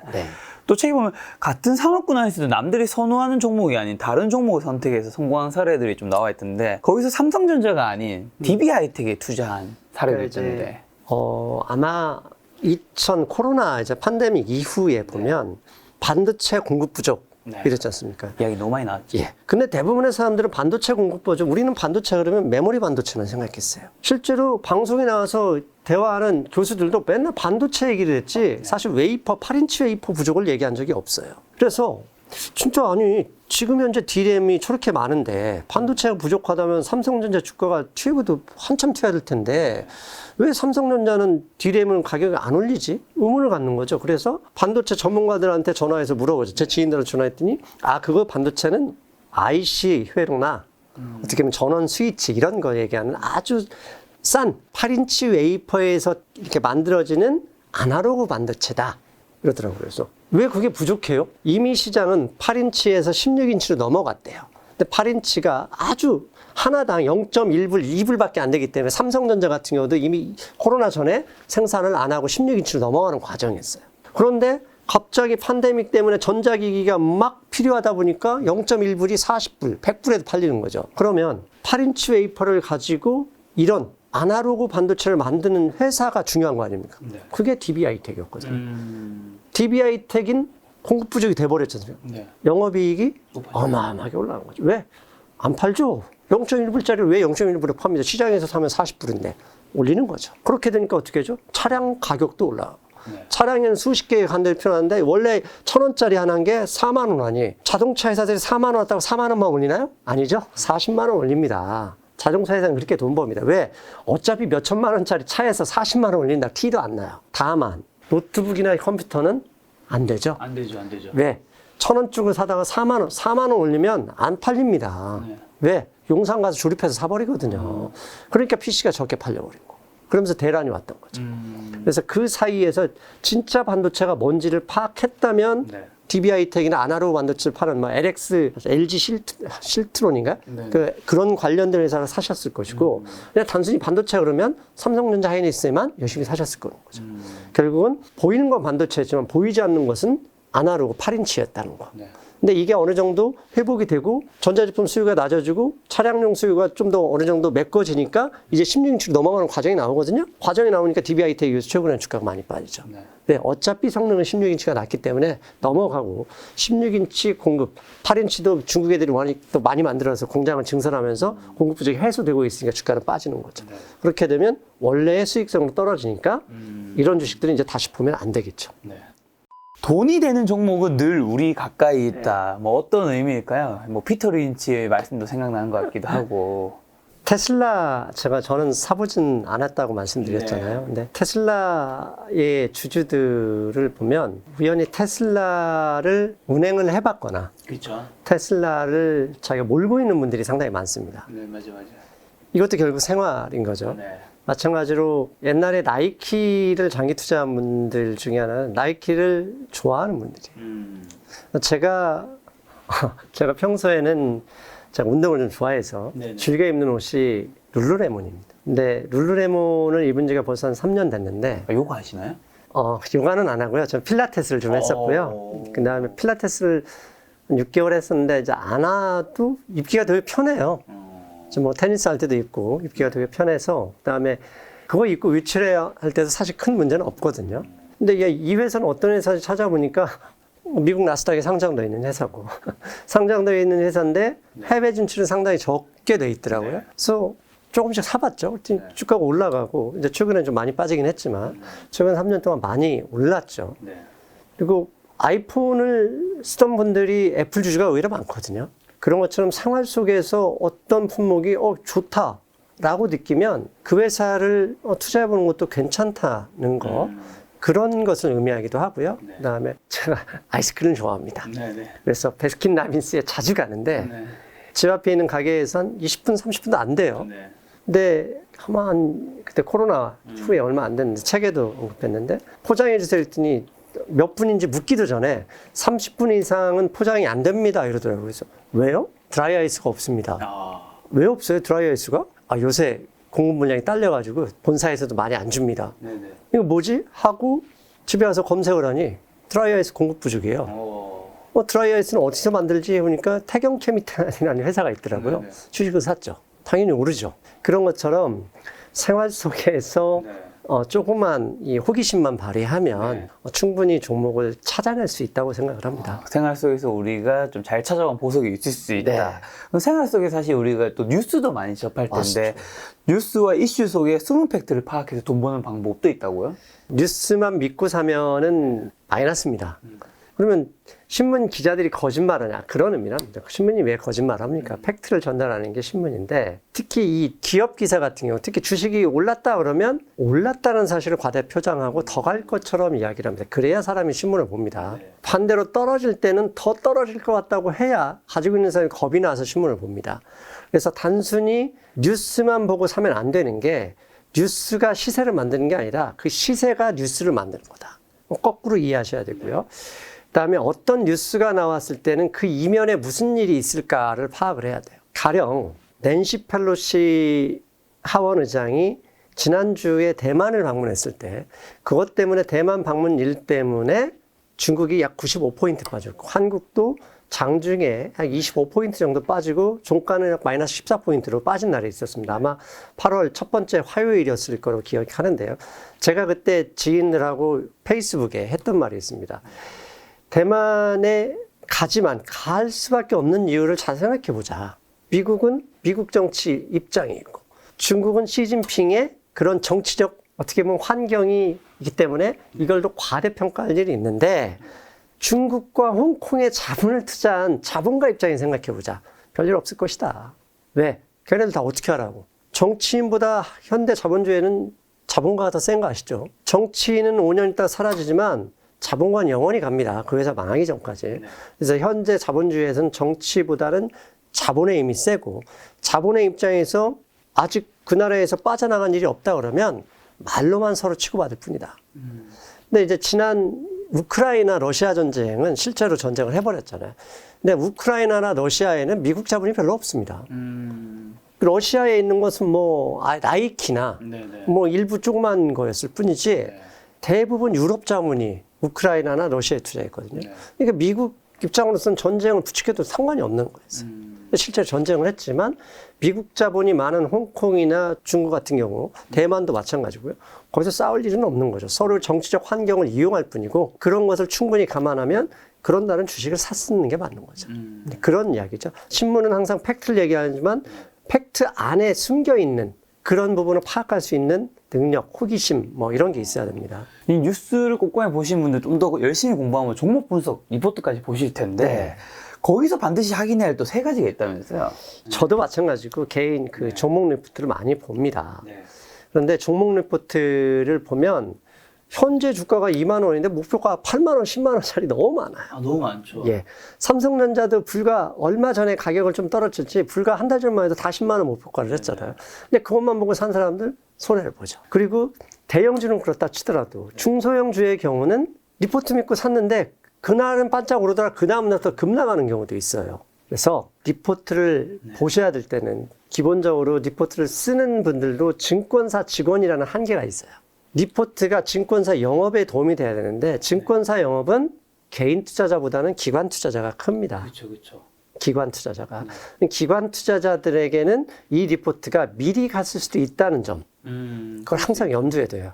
그래서 먼저 리포트를 보고 사기 전에 확인해야 될 것은 이 리포트가 좋아서 살려고 먼저 꼭 확인해야 될 첫 번째는 첫째, 주가 흐름을 봐야 돼요. 이미 리포트가 나오기 전에 최소한 1, 2주 동안 뭐 20, 30% 계속 올랐다? 사면 안 됩니다. 막말로 이 리포트가 유출이 됐거나 이 리포트가 나오면서 뉴스에 파는 장사가 나올 수도 있어요.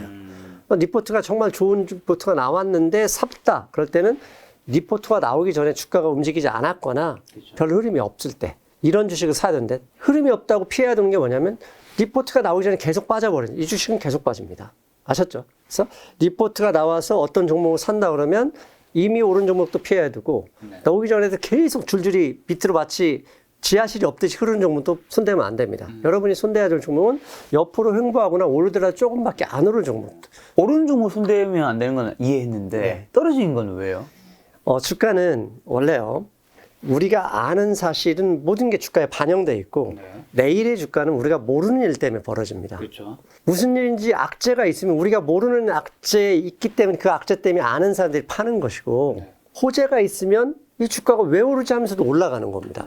그런데 내가 리포트가 나왔는데도 계속 빠지고 있더라. 그럼 우리가 모르는 악재가 기다리고 있을 수도 있는 겁니다. 그 악재를 어떻게 보면 증권사 직원이다. 애널리스트.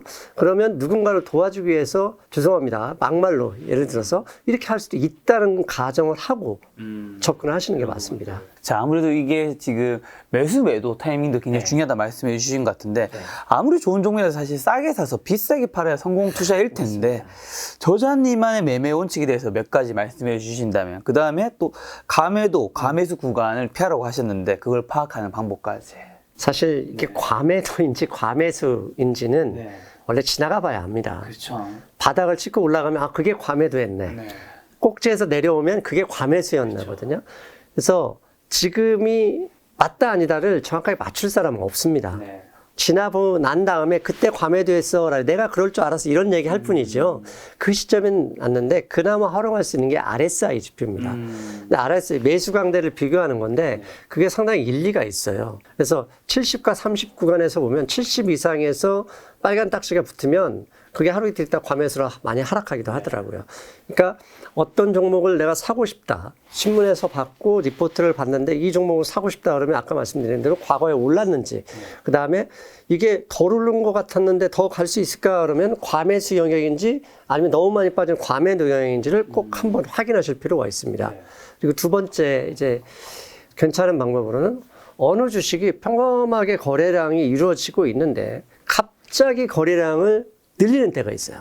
늘려서 급등했다 떨어진 주식은 사면 안 됩니다. 왜냐하면 선수들이 팔고 나간 주식인데 급등은 어느 정도 하긴 했어요. 다른 날보다 좀 많이 오르긴 했지만 거래량을 상당히 많이 일으킨 시기가 있습니다. 그 시기에는 우리가 모르는 왜 주가는 내가 모르는 좋은 일로 인해서 오르는 거기 때문에 그게 모르는 게 나올 수 있겠구나라고 추정을 하고 좋게 보셔도 됩니다. 근데 반대의 경우도 있죠. 이유 없이 갑자기 아무리 두수검석에도 나쁜 소식이 없는데 주가가 10% 급락하는 때가 있습니다. 그럴 때는 무조건 손절하셔야 됩니다. 김 작가님이 이제 이 부분도 물어보실 것 같은데 손절매 원칙 그게 중요한 거니까 다른 게 없습니다. 갑자기 이유도 없이 아무리 검색해도 나오지 않고 미리 알고 있는 셈이 그렇죠.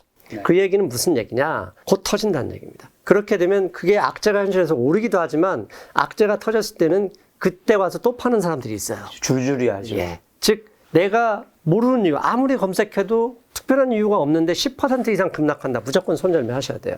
근데 쉽지가 않아요. 왜? 이게 고통이, 손실의 고통이 이게 참 인간의 생존의 고통하고 비슷할 수 있어요. 10% 오른 걸 파는 건 쉬운데 10% 떨어진 거 파는 건 그렇게 어렵더라고요. 예. 그래서 떨어지면 의외로 잘 버티잖아요. 그냥 오를 거야 하면서. 근데 오르면 못 버텨요. 언제 팔아야지 막 안절부절하거든요. 버틴 게 아니죠. 못 판 거예요. 그렇죠.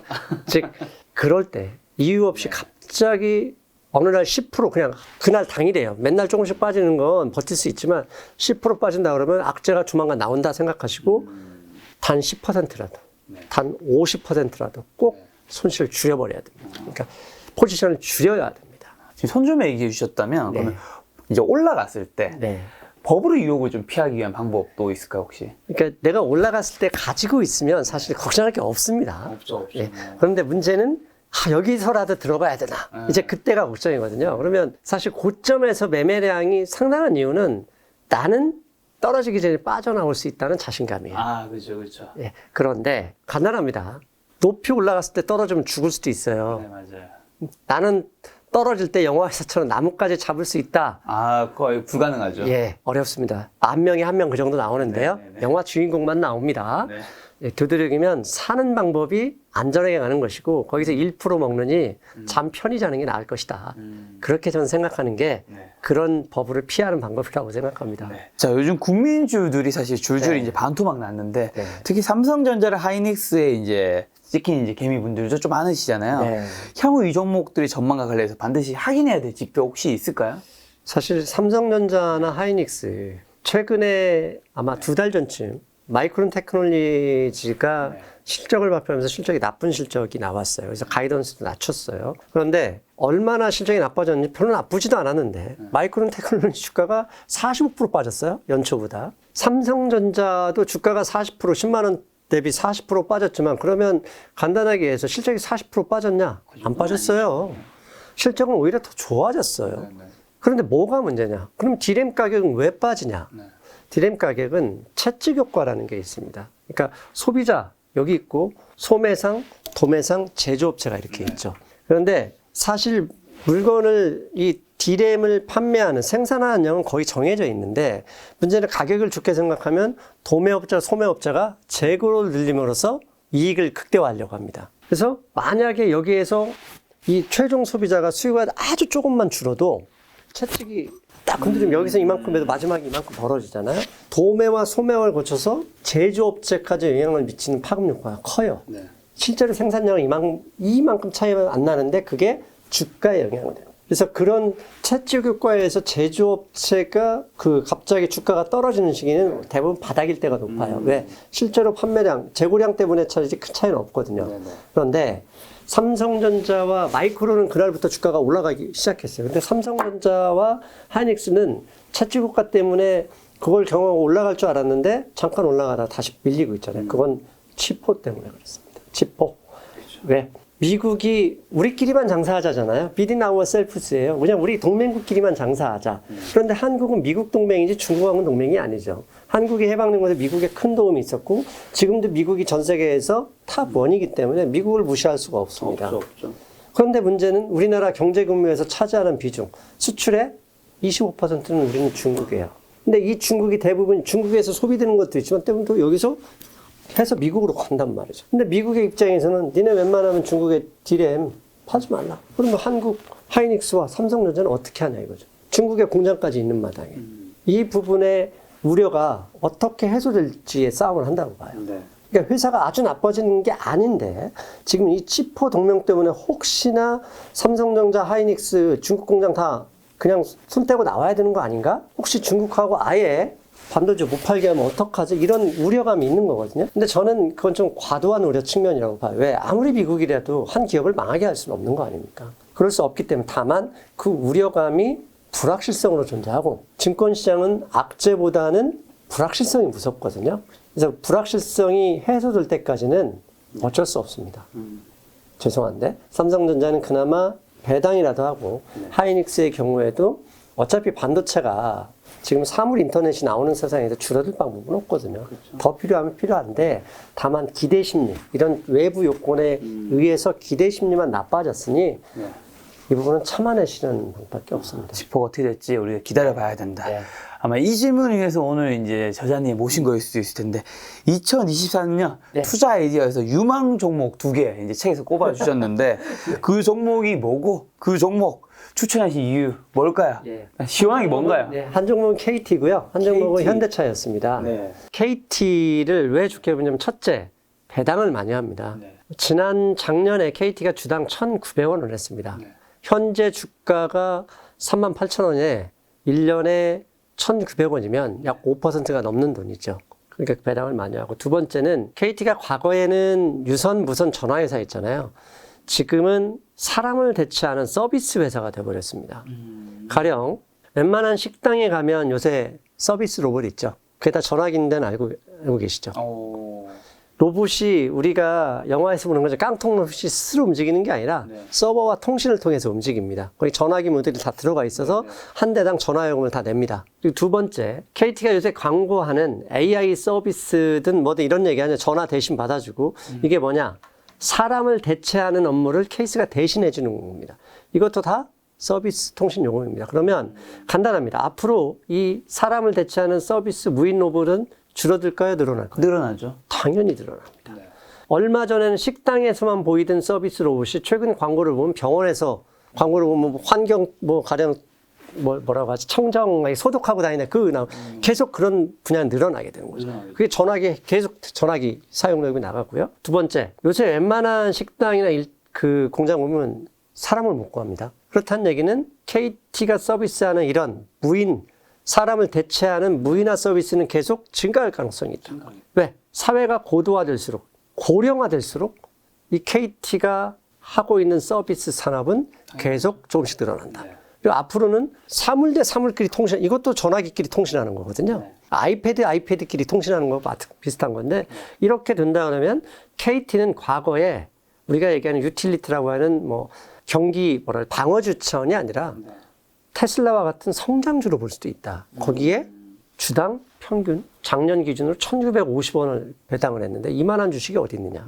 그런 면에서 저는 KT는 국민연금보다 더 오히려 미래를 우리 노후를 대비하게 할 수 있는 좋은 주식이다. 장기 투자에 정말 좋은 주식이다. 보기 때문에 그렇게 추천을 했습니다. 자, 아까 전에 말씀하신 현대차. 그 영상이 이제 이번 영상이 아마 안 담길 것 같아서 짧게만 한 30에서 1분 정도만. 사람이 현대차는 결국 핵심은 전기차입니다. 그렇죠. 그러니까 과거에도 전기차가 있었지만 2020년 12월, 2021년 1월부터 eGMP라는 전기차 플랫폼을 통해서 현대차가 전기차를 생산하고 있습니다. 지금 김 작가님도 차가 있겠지만 전기차는 아니고 옛날 내연기관차일 그렇죠. 겁니다. 저 경유차입니다. 예. 그래 죽겠습니다. 요즘 경유값이 너무 많이 올랐어요. 거기에 전후방 카메라 있죠? 네. 전후방 카메라 있는데 그게 해상도 혹시 알고 계십니까? 모르는데. 뭐 높진 않겠죠? 예. 해상도 낮습니다. 네. 지금 현재 수백만 화소가 나와 있는데 네네. 뭐 기껏해야 100만 화소가 아니라 몇만 화소밖에 되지 않습니다. 그러면 왜 우리 내연기관차에 화소가 그렇게 낮은 카메라를 쓰는지 알고 계십니까? 차값이 비싸지니까 그런가요? 그것도 있어요. 그것도 있는데 더 중요한 얘기는 내연기관차 안에 배선이 구리선입니다. 네. 구리선으로 지가 아무리 속도를 낼 수 있겠습니까? 못 내요. 과거에 이 GMP라는 그 전기차 플랫폼으로 생산하기 전에 차는 내연기관차를 조잡해서 만든 일종의 그냥 죄송한 얘기입니다. 구닥다리 전기차였어요. 그래서 그 안에 테슬라처럼 데이터를 주고받거나 불가능한 거예요. 네. 그런데 이 전기차 플랫폼을 나오는 차들은 그걸 생각해서 나온 플랫폼입니다. 거의 찍어내듯이 안에 배선까지 광 케이블로 연결될 수 있는 그런 거예요. 그렇게 되면 이제는 OTA, 오버 더 에어라 해가지고 테슬라 같은 경우는 그냥 자동으로 업데이트해서 가잖아요. 우리가 스마트폰은 있지만 스마트폰 옛날처럼 업그레이드하기 위해서 대리점 안 가지 않습니까? 안 가죠. 자동 뭐. 자동으로 지가 그냥 와이파이에 연결되는 겁니다. 근데 테슬라가 지금 OTA를 하고 있지만 현대차, 전기차는 그게 안 되고 있어요. 업데이트가 쉽지가 않은 거죠. 그런데 그게 2023년부터는 가능하다고 합니다.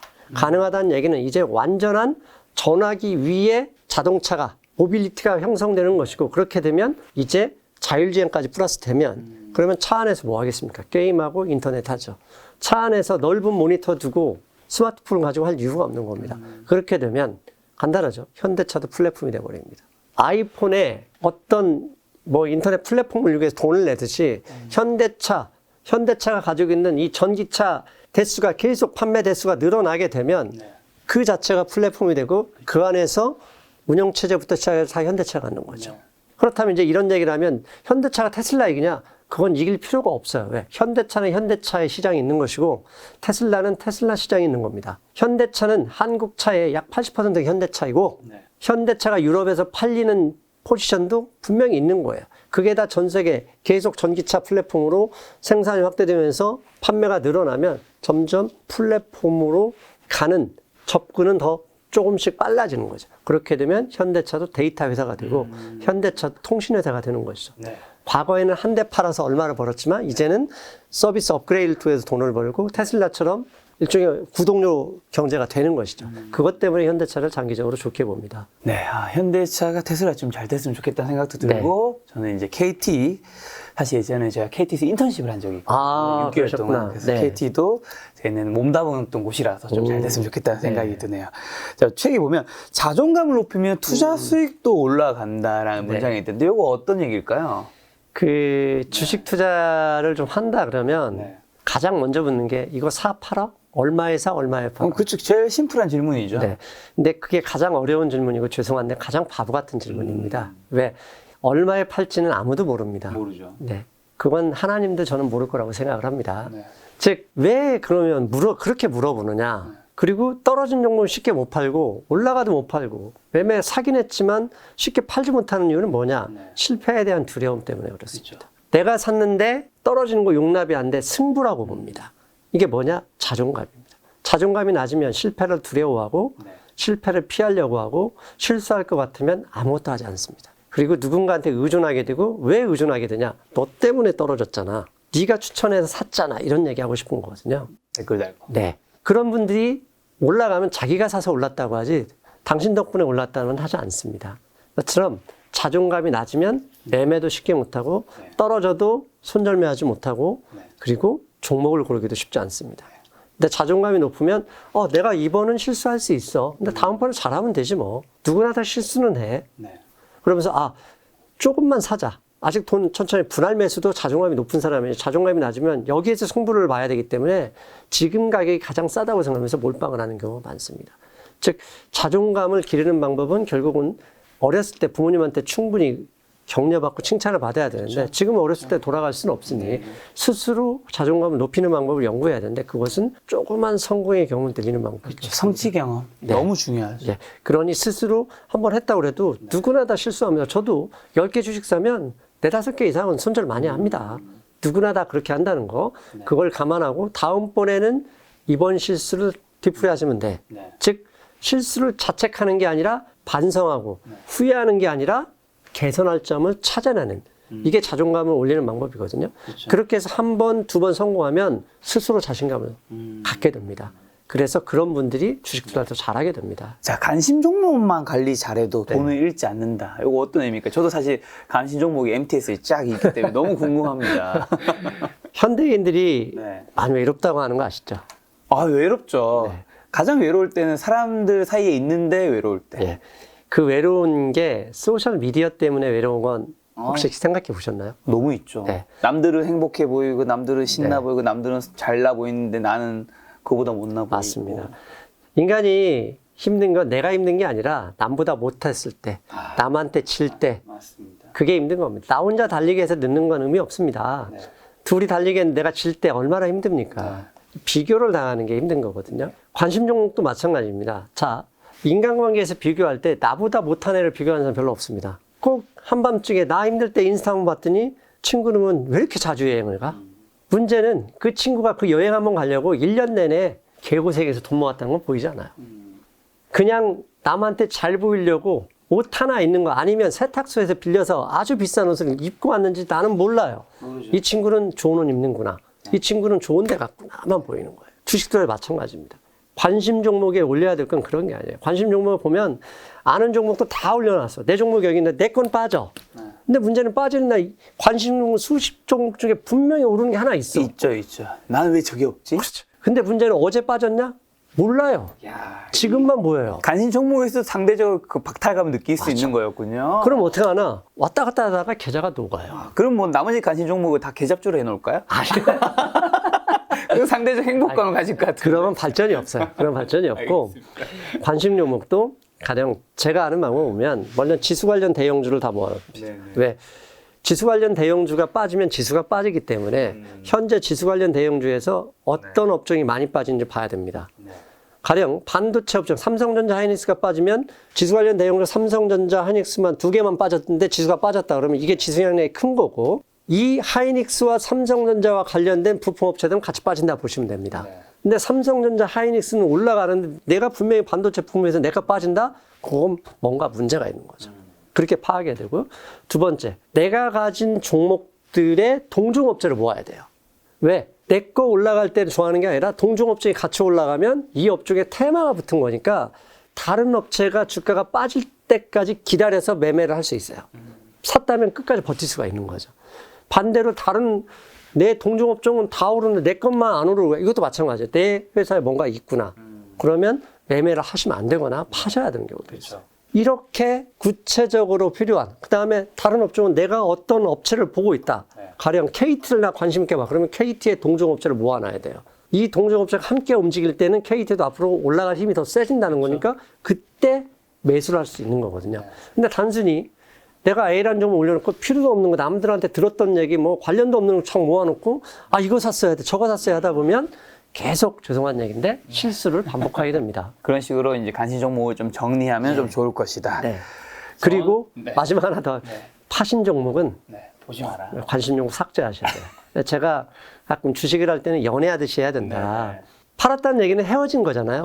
헤어졌으면 깨끗하게 그 여자의 행복을 빌어줘야지 꼭 술만 마시고 문자 보내고 술만 마시면 왜 전화를 하냐고요. 팔았으면 내 주식을 산 사람도 먹었으면 좋겠다라고 따뜻한 마음 갖고 관심 종목에서 삭제해야 실수하지 않습니다. 뭔가 제가 좀 찔리네요. 과거의 추억들이 떠올라서. 근데 저는 이 파트에서 이거 뭐 전혀 주식과 상관없는 얘기지만 한 가지 얘기만 드리면 그게 참 쉽지 않은 게 제가 홍콩 중국 영화를 무협 영화를 되게 좋아하거든요. 정말 거기서 봤던 거지 명대사가 하나 있어요. 거기 첫 번째 대사 딱 뭐가 뜨냐면 정의란 무엇이길래 생사를 가늠하게 하는가라는 게 있어요. 저는 참 이 사랑을 넘으면 어떻게 보면 정이 전 더 큰 거일 수 있다 생각하는데 이 정이라는 게 참 떼는 것도 붙이는 것도 참 어렵다. 그러니까 사실 팔지 않았으면 떼는 거 붙이는 게 힘드는데 팔았다는 얘기는 헤어졌다는 얘기잖아요. 그렇죠. 헤어졌다는 얘기는 나도 다른 데 하나를 찾는 것이고 그녀도 다른 대안을 찾을 기회를 줘야 되거든요. 알겠습니다. 세상의 모든 솔로분들 얼른 빨리 찾기 바라고요. 연말이 다가오고 있습니다. 자, 마지막으로 이번 2022년 위기가 끝난 후에 누가 웃는 승자 투자자가 될 것으로 보시는지랑 주식시장에서 결국 몇십 년 동안 살아남은 사람들의 공통점은 뭐라고 생각하시나요? 지난 길게도 필요 없습니다. 우리 한국 같은 경우는 주식 투자를 일반인들이 본격적으로 한 시기는 IMF 이후잖아요. 그러면 약 30년 정도 됐는데 30년 동안에 그 이상한 계잡주 빼고요. 삼성전자, 하이닉스 아까 우리 김 작가님 말씀하셨는데 그 회사의 주가 차트를 일간으로 보시면 됩니다. 주가라는 건 오르락 내리락 합니다. 아무리 사랑하는 사이라고 하더라도 자주 말다툼하고 싸우는 것처럼 주가는 회사와 상관없이 지수가 나쁘거나 뭐 가령 러시아가 미사일 한 방 팡 쏘면 오르고 내리고 알아서 팔거든요. 그런 것처럼 오르락 내리락 하지만 결국은 경제, 신용화폐 시스템의 자본주의 경제는 통화량이 늘어야 유지되는 시스템이고 통화량이 늘어나면 부동산도 오르고 주가도 결국은 올라간다. 그러면 떨어졌다가 올라가는 종목 아까 말씀드렸듯이 가장 먼저 지수 관련 대형주부터 올라간다. 그 믿음 갖고 기다리시면 됩니다. 다만 최근에 메모리 반도체의 이 치포 논쟁, 미국과 중국의 갈등, 이 문제가 해소가 돼야 하겠지만 해소가 되죠. 왜? 미국하고 일본도 걔네들 폭탄되고 싸울 수는 없지 않습니까? 결국은 다 정치적 이유 때문에 그런 것이니까 한 10월 정도만 중국의 시진핑이 다시 집권하는 게 결정이 돼버리면 의외로 쉽게 다 결론이 날 수 있다고 보고요. 그다음에 굳이 하이닉스나 이 삼성전자가 아니더라도 내가 신용으로 빌린 돈, 대출로 투자한 게 아니다. 이렇다면 결국 회사가 좋다. 그러면 그 회사를 충분히 연구했다. 어디서 카다라는 소식이 아니었다면 믿고 기다리시면 됩니다. 왜? 정말 사랑한다면 그녀도 잠깐 싸웠다고 친정에 갔다고 영영 안 오냐? 돌아옵니다. 언제 안 오냐? 맨날 취업 패니까 술 먹고 짜증 부리니까 안 나올 수도 있는데요. 그런 게 아니고 나 괜찮다 그러면 돌아옵니다. 믿고 기다리시면 됩니다. 네, 오늘이 투자의 양인지 사랑인지 잘 모르겠지만 오늘은 이제 투자의 감각, 요 책을 토대로 이제 저자님과 많은 이야기 나눴는데요. 많은 이제 개인 투자자분들에게 마지막으로 하고 싶으신 말씀이 있다면?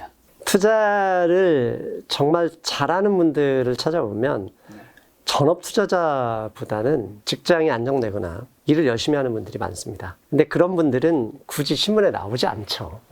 어떤 분들이 나오죠? 10,000명에 1명 있는 뭐라고 하죠? 큰손 슈퍼개미. 슈퍼개미. 10,000명에 1명입니다. 그런 분들. 그리고 또 하나 기억하셔야 될 게 돈 번 사람이 나 돈 많이 벌었다 얘기하지 않습니다. 그렇게 얘기하는 사람은 대부분 그걸 가지고 여러분들의 돈을 노리는 사람들이에요. 인간은 돈 벌었을 때 항상 돈을 뺏기지 않기 위해서 감춥니다. 아니면 어떻게 돈 벌었다는 자랑하냐? 기부를 하거나 사회적으로 어려운 일을 도와주는 것으로 하는 겁니다.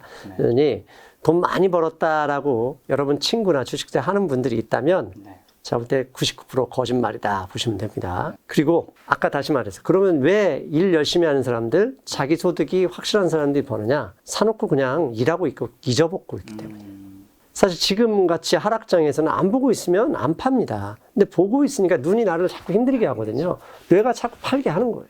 뇌라는 건 내가 지는 거, 힘들어하는 걸 못 버티면서 계속 나를 정리하라고 합니다. 그리고 나서 정리하면 책임져 주지 않아요. 손실은 나만 보는 거예요. 뇌는 내 안에 있을 뿐 내 삶하고 전혀 관련이 없어요. 내가 배고프다고 뇌가 그런 관련이 없단 말이죠. 지금 하락장 힘듭니다. 하지만 일 열심히 하시면서 그 주식 그러니까 빌린 돈이나 나쁜 주식이 아니고 충분히 고민하고 연구했다. 그럼 믿고 기다리시면 됩니다. 결국 올라갑니다. 그러면 결국 다시 웃게 됩니다. 결국 다시 웃는 날을 기다리면서 오늘 방송 마치도록 하겠습니다. 오늘 만남의 손님은 이명록 저자님이었습니다. 지금까지 여러분 소중한 시간 함께해 주셔서 정말 감사합니다. 오늘도 김 작가였습니다. 고생 많으셨습니다. 수고하셨습니다.